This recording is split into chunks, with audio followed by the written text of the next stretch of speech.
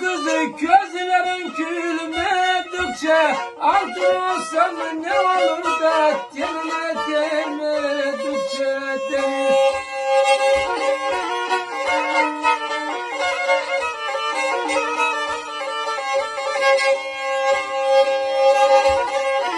Dertlendi gene çoban, oldum bana çaldıkça. Kül olmuşsun ne yazar kızı, çoban koklamadıkça, çoban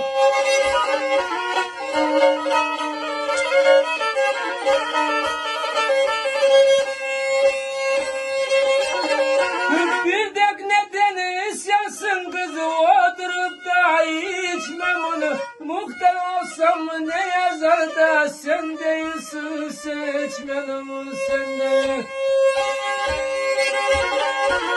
Bir cuma akşamı emin kalmışım yasta, doktor olsam ne olur da yar değil benim hastam ya.